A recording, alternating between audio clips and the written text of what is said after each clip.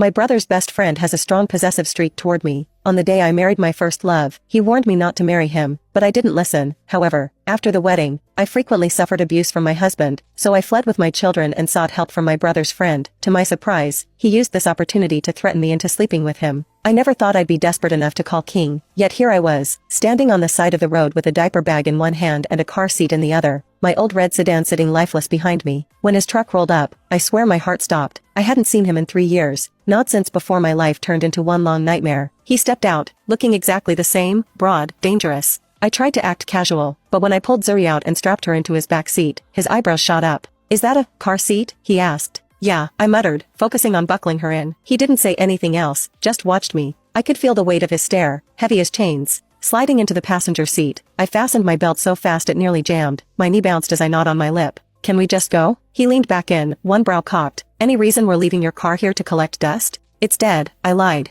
"Battery or engine?" "Engine," I rushed. "You want me to call a tow?" "No," I forced a calm tone, though my voice wobbled. "Isaac said he'll get it later." King smirked, like he could see right through me. "Have somewhere to be, kitten." I stayed quiet, staring straight ahead, praying he'd drop it. When we hit the highway, he cleared his throat. "So, who's the kid?" I hesitated. "Zuri, my daughter." That word hung in the air between us. "Daughter. How old?" he pressed. 7 months. He didn't answer. He just kept his eyes on the road, jaw tight. I knew he wasn't the kid type, but I caught him sneaking glances in the rear view, like he couldn't help himself. "She's got your curls," he muttered. "Yeah," I gave a weak smile. "She does." The farther we drove, the more I relaxed. No Isaac in the mirrors, no headlights tailing us. Just distance between me and the man I'd finally escaped. I tried for small talk. "So, where's Gray?" "Surprised he hasn't called me back yet." King grunted. "Busy. Club stuff." "Club," I scoffed. "Pretty sure you mispronounced gang." He didn't rise to it, though his eyes flickered. For once, he kept his mouth shut. When we pulled into the Target lot, I practically jumped out before the truck stopped rolling. I had a list in my head: diapers, formula, food, essentials. "Don't forget something?"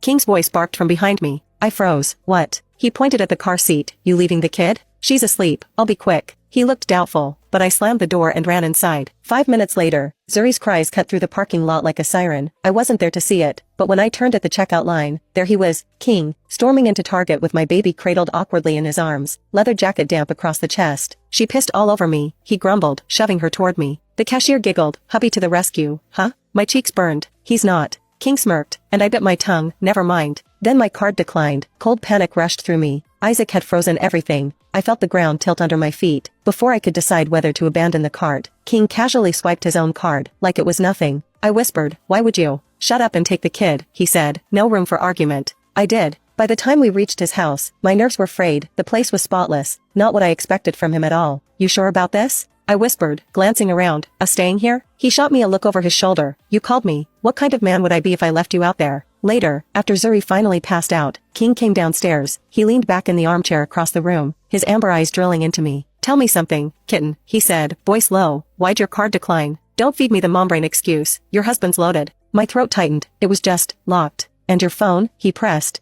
"In the car," I said quickly. He let out a low growl that rippled down my spine. "I don't like liars. I know the truth. I just want to hear it from you." I swallowed hard, scrambling for words. He stood, moved in close, and tilted my chin toward the light. What are you doing?" I whispered, looking at the bruises that bastard left, so I know exactly where to stick the knife. Before I could move, he ripped my collar wide open. The bruises bloomed ugly across my skin. "Please don't tell Gray," I begged. A slow grin spread across his face, sharp as a blade. "Depends, what's it worth to you?" I forced my voice steady. "What do you want?"